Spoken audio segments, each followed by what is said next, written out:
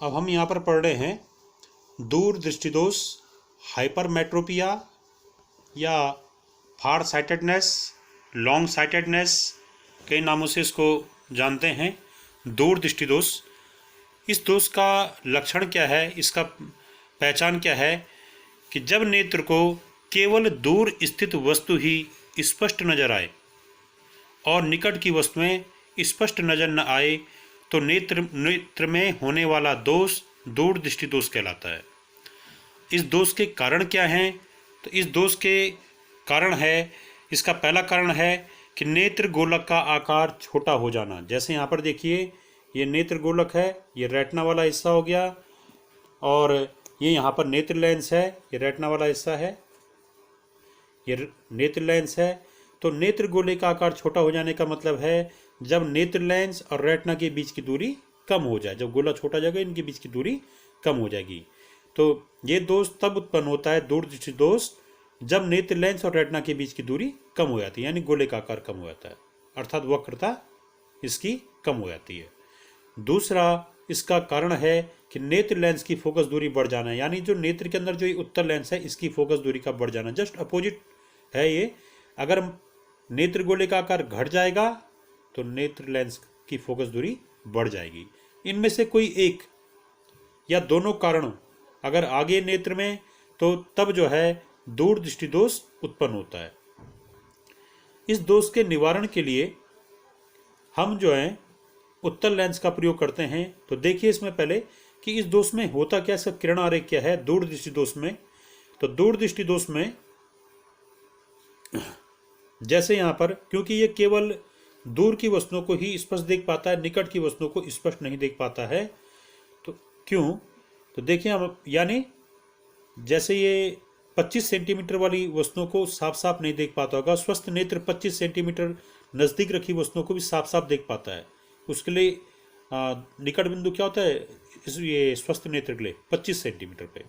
तो दूर दृष्टि दोष में निकट बिंदु जो है 25 सेंटीमीटर पे नहीं होता, ये थोड़ा दूर हो जाता है। ठीक है, तो दूर दृष्टि दोष से पीड़ित नेत्र के लिए निकट बिंदु नेत्र से थोड़ा दूर चले जाता है।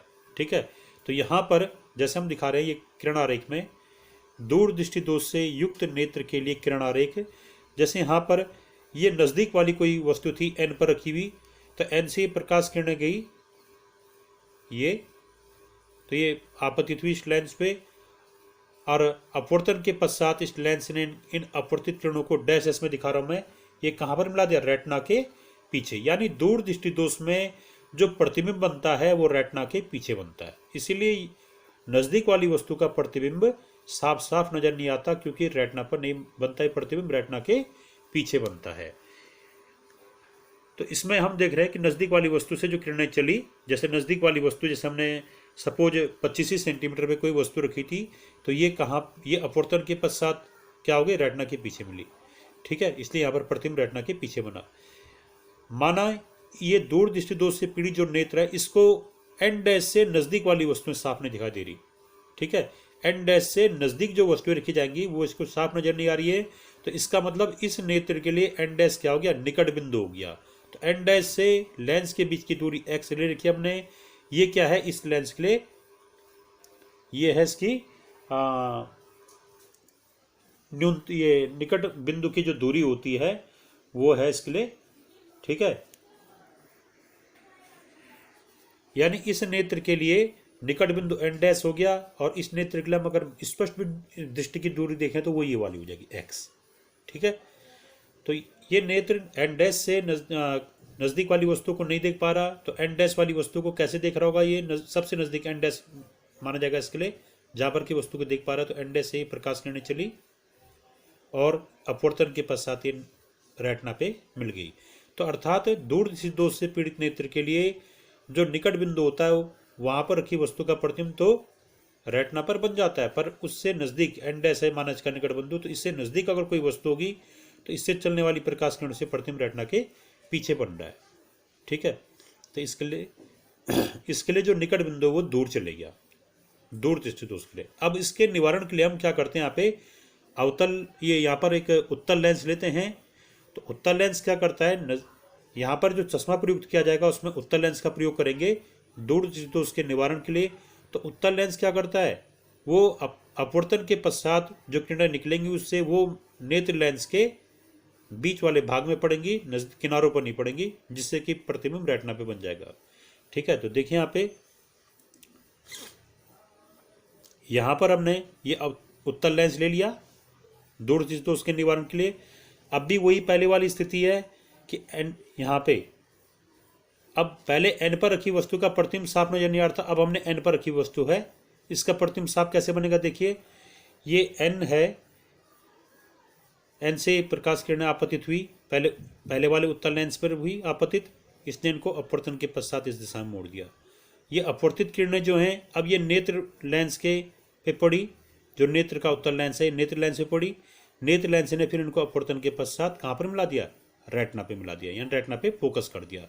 तो एन पर रखी वस्तु का प्रतिबिंब रेटिना पर स्पष्ट बनेगा, जबकि पहले वाली स्थिति में जब उत्तल लेंस का प्रयोग नहीं किया गया था तब इस एन का प्रतिबिंब रेटिना के पीछे बन रहा था। तो हुआ क्या होगा ऐसा, जिससे कि इस उत्तल लेंस को लगाने पे एन का प्रतिबिंब अब रेटिना पे बन गया। तो होता क्या, देखिए कि एन से जो किरणें आपतित हुई इस बाहर वाले उत्तल लेंस पे, इसने अपवर्तन के पश्चात इनको इस दिशा में मोड़ा। तो अगर हम इन पहले वाले लेंस से अपवर्तित किरणों को देखें तो ये अपवर्तित किरण अगर पीछे की ओर बढ़ाए जाएं, तो ये अपवर्तित किरणें पीछे की ओर बढ़ाए जाने पर ये देखिए ये पीछे की ओर बढ़ाए जाने पर कहाँ पर मिले, ठीक एन डैश पे। एन डैश माने वो दूर दृष्टि दोष से पीड़ित नेत्र के लिए निकट बिंदु। ठीक है, तो यानी जो अवतल लेंस है, ये अवतल लेंस के लिए वस्तु क्या है, सॉरी अवतल लेंस नहीं, ये उत्तल लेंस के लिए वस्तु भले ही एन पर है, ठीक है, परंतु ये इसके लिए जो आभासी प्रतिबिंब बनता है वो कहाँ बनता है, एन डैश पे। तो उत्तल लेंस का प्रयोग करने पर ये नज़दीक वाली वस्तु का प्रतिबिंब रेटिना पे बनाता है, प्रतिबिंब रेटिना पे बनाता है, और इसके लिए जो प्रतिबिंब होता है उत्तल लेंस के लिए, इसके लिए प्रतिबिंब बनता कहाँ पर, आभासी प्रतिबिंब बनता है निकट बिंदु पे। ठीक है, हमें याद है उत्तल लेंस में अगर वस्तु लेंस और इस के फोकस के बीच में रखी जाए, माना इस उत्तल लेंस का फोकस बिंदु यहाँ पर है, तो फोकस और लेंस के बीच जो वस्तु आती है उस वस्तु का प्रतिबिंब हमेशा आभासी बनता है, बड़ा बनता है और सीधा बनता है, वस्तु की ओर बनता है। तो ऐसा यहाँ भी उड़ता, इस उत्तल लेंस के सामने जो एन होगा ये कहाँ पर होना चाहिए, इस उत्तल लेंस और इस उत्तल लेंस के फोकस बिंदु के बीच में। ठीक है, यहाँ हो गया कहीं पे ये एन, तो इस एन से किरणें पड़ी इस पे, अपवर्तन के पश्चात ये आगे गई होंगी, तो अपवर्तित किरणें आगे नहीं मिल रही हैं तो इनको पीछे की ओर बढ़ाया, पीछे की ओर बढ़ाने पे ठीक कहाँ पर मिल रही होंगी, आभासी रूप में एन डैश पे, यानी दूर दृष्टि दोष से पीड़ित नेत्र के निकट बिंदु पे। तो उत्तल लेंस के लिए ध्यान रहे कि दूर दृष्टि दोष से पीड़ित नेत्र के निवारण के लिए हम जो उत्तल लेंस का प्रयोग कर रहे हैं, उस उत्तल लेंस के लिए प्रतिबिंब कहाँ पर बनता है, आभासी प्रतिबिंब एन डैश पे। ठीक है, यानी इसके लिए अगर हम लेंस का सूत्र प्रयोग करें तो उसमें वी के स्थान पे क्या आएगा, एन डैश से इस लेंस उत्तल लेंस की दूरी, यानी हमने एक्स मान रखी है, एन डैश से चाहे इस उत्तल लेंस की दूरी देखो, चाहे एन डैश से नेत्र लेंस की दूरी देखो, ये दोनों बहुत पास हैं, तो इसको हम एक्स मान सकते हैं। ठीक है, तो इस प्रयोग किए गए उत्तल लेंस के लिए वी हो जाएगा -x, इसके लिए u हो जाएगा इसके लिए -d। u माने इस उत्तल लेंस के सामने रखी वस्तु की लेंस से दूरी, वो हम u मानेंगे, तो u यहाँ पर हम -d ले लेंगे, स्पष्ट दृष्टि की न्यूनतम दूरी पे भी, तब वो वस्तु को देख पाएगा। ठीक है, और तब इसका प्रतिबिंब, तब इन दोनों के द्वारा कंबाइंड में प्रतिबिंब कहाँ पर बन रहा है, रेटिना पे। ठीक, तो अगर हम यहाँ पर जो उत्तल लेंस हम दूर दृष्टि दोष के निवारण के लिए प्रयुक्त कर रहे हैं, अगर हम इसकी फोकस दूरी निकालना चाहें और शक्ति निकालना चाहें तो उसमें हम 1/f बराबर 1/v माइनस 1/u का प्रयोग करेंगे सूत्र का, v के स्थान पर रख देंगे -x और u के स्थान पर रख देंगे -d। ठीक है, d मतलब स्पष्ट दृष्टि की न्यूनतम दूरी जो 25 सेंटीमीटर होती है स्वस्थ नेत्र के लिए, और इससे संबंधित प्रॉब्लम में उसका मान दिया हुआ रहता है। तो इसका हम प्रयोग करें तो इसके लिए आता है, ये निवारण के लिए जो प्रयुक्त लेंस है उसकी फोकस दूरी, निवारण के लिए प्रयुक्त लेंस की शक्ति हम निकाल रहे हैं, तो 1/v minus equal to 1/v minus 1/u का प्रयोग करेंगे। यहाँ पे u के स्थान पे -d और v के स्थान पे -x रख देंगे, तो 1/f बराबर v के स्थान पे -x, u के स्थान पे -d रखा। इसको हल किया तो यहाँ पर f बराबर आ गया dx/x माइनस d, और जब ये फोकस दूरी आ गई तो हम शक्ति भी निकाल सकते हैं कि P बराबर 100/f का प्रयोग तब करेंगे अगर f का मान सेंटीमीटर में है, तो तब 100/f की वैल्यू यहाँ से रख दी और तब आ गया ये फॉर्मूला P = 100 × x/d/dx। यहाँ पर x का मान d से ज़्यादा ही होगा, ठीक है, x का मान d से ज़्यादा होगा। आपको चित्र में दिख भी रहा है ये x मतलब इस प्रतिबिंब की लाइन से दूरी और d हो गया इस n की लाइन से दूरी, तो d ये छोटा होगा और x क्या होगा, बड़ा होगा इसमें। तो P का मान आ गया 100 × x-d/dx, जहाँ d स्पर्श दृष्टि की न्यूनतम दूरी है और ये सूत्र तब प्रयोग में आएगा जब f का मान सेंटीमीटर में होगा, और अगर f का मान मीटर में ले रखा हमने पहले से, तो तब P = 1/f का प्रयोग करेंगे, f का मान यहाँ से रख देंगे। तो इस प्रकार से यहाँ पर हम दूर दृष्टि दोष के बारे में यहाँ पर पढ़ चुके हैं। दूर दृष्टि दोष को याद रखने का तरीका यह है कि इस दोष से पीड़ित नेत्र में केवल दूर की वस्तुएं ही स्पष्ट नजर आती हैं, और तो केवल दूर की वस्तुएं नजर आ रही हैं तो ये इसका दोष हो गया, नज़दीक की वस्तुएं नहीं देख पा रहे हैं, ठीक है। अब यहाँ पर एक अगला दोष है अबिंदुकता दोष, एस्टिग्मेटिज्म, ठीक है। तो ये एस्टिग्मेटिज्म या अबिंदुकता दोष ये किसे कहते हैं, देखिए इसको, एस्टिग्मेटिज्म अबिंदुकता दोष। तो इस दोष में क्या होता है, इस दोष में नेत्र को वस्तु की अगर क्षैतिज दिशा स्पष्ट रूप से नजर आ रही है तो तब नेत्र को वस्तु की ऊर्ध्व दिशा या ऊर्ध्वाधर दिशा स्पष्ट रूप से नजर नहीं आएगी, और अगर वस्तु की ऊर्ध्वाधर दिशा स्पष्ट नजर आ रही है तो तब वस्तु की क्षैतिज दिशा स्पष्ट नजर नहीं आएगी। जैसे हम ये कह सकते हैं कि जो जाली होती हैं, जाली में तार जो हैं क्षैतिज भी होते हैं और ऊर्ध्वाधर भी होते हैं। तो अबिंदुकता वाले दोष से पीड़ित अगर कोई नेत्र है तो उसको जाली के अगर ऊर्ध्वाधर तार स्पष्ट नजर आ रहे हैं तो उसको क्षैतिज तार ये ऐसे नजर आएंगे, ऐसे, ठीक है, मुड़े हुए नजर आएंगे, और सीधे ये ऊर्ध्वाधर तार तो उसको सीधे नजर आ जाएंगे, माने बिल्कुल सही नजर आएंगे, पर क्षैतिज तार उसको थोड़ा टेढ़े मेढ़े नजर आएंगे। और अगर हो सकता है कि क्षैतिज तार उसको बिल्कुल सीधे नजर आए, क्षैतिज तार उसको बिल्कुल वस्तु की क्षैतिज स्थिति बिल्कुल स्पष्ट दिखे उसको, तो ऐसे में क्या होगा, जो ऊर्ध्वाधर स्थिति है वो थोड़ा टेढ़ी ऐसे नजर आ सकती है, धुंधली नजर आ सकती है, ठीक है। तो इस अबिंदुकता वाले दोष में नेत्र को वस्तु की क्षैतिज स्थिति स्पष्ट नजर आने पर ऊर्ध्व स्थिति धुंधली दिखाई देती है, अथवा ऊर्ध्व स्थिति स्पष्ट नजर आने पर क्षैतिज स्थिति स्पष्ट नजर नहीं आती है। जैसे चेक वाली कमीजें, चेक वाले जो कपड़े होते हैं, तो चेक वाले कपड़ों में भी ऊर्ध्वाधर और क्षैतिज क्या होती हैं, रेखाएं होती हैं। तो अबिंदुकता वाले दोष में हो सकता है वो क्षैतिज रेखाएं बिल्कुल साफ नजर आएं और ऊर्ध्वाधर रेखाएं धुंधली नजर आएं, या ऊर्ध्वाधर रेखाएं बिल्कुल साफ नजर आएं तो क्षैतिज रेखाएं धुंधली नजर आएं। तो इस प्रकार के लक्षणों वाला जो दोष होगा वो कहलाता है अबिंदुकता दोष। इस दोष का जो कारण होता है वो ये है कि कॉर्निया की सतह का गोलाकार न होना। जब कॉर्निया की सतह थोड़ा गोलाकार न होकर उसका शेप बिगड़ जाता है, उसकी त्रिज्या किसी साइड अधिक और किसी साइड कम हो जाती है। जैसे गोले में तो त्रिज्या हर जगह पर हर बिंदु पे क्या आएगी, त्रिज्या एक जैसे आएगी हर स्थिति में। तो यदि कॉर्निया का जो आकार है वो गोलाकार न होकर थोड़ा विकृत हो जाए, अर्थात कहीं पर उसकी त्रिज्या अधिक और कहीं पर उसकी त्रिज्या कम आ जाए किसी दिशा में, तो तब जो है नेत्र में अबिंदुकता वाला दोष हो जाता है। और इस दोष के निवारण के लिए मोटे गोलीय बेलनाकार लेंसों का प्रयोग किया जाता है। मोटे गोलीय बेलनाकार लेंसों का प्रयोग करते हैं इस दोष के निवारण के लिए। Thick sparrow cylindrical lens. एक दोष और है इसमें, जरा दृष्टि दोष। तो जरा दृष्टि दोष का मतलब वृद्धावस्था में होने वाला दोष है ये। तो इस दोष में क्या होता है, इस दोष में मांसपेशियों के कमजोर हो जाने पर, नेत्र की मांसपेशियों के कमजोर हो जाने पर यह दोष उत्पन्न होता है। और इस दोष में नेत्र को न तो नजदीक की वस्तुएं स्पष्ट नजर आती हैं, न तो दूर की वस्तुएं ही स्पष्ट नजर आती हैं। तो इसके निवारण के लिए हम क्या करते हैं, दूर की वस्तुएं स्पष्ट नजर न आए तो यानी कौन सा दोष हो गया, वो निकट दृष्टि दोष। उसके लिए तो हम अवतल लेंस लगाते हैं।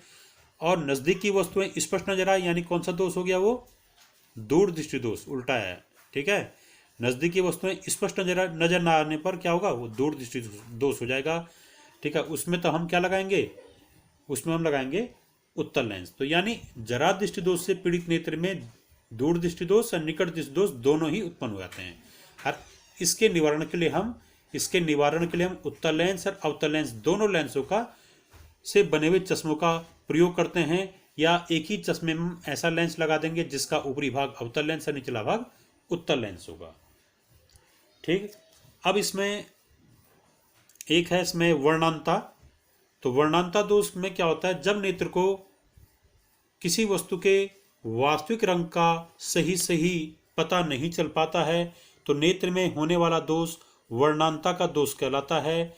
और ये दोष जो है जन्मजात होता है। और इस दोष का कारण क्या है कि जब नेत्र में जो रेटिना वाला भाग होता है, तो रेटिना में दो प्रकार की कोशिकाएं होती हैं, दंड कोशिकाएं और दंड कोशिका।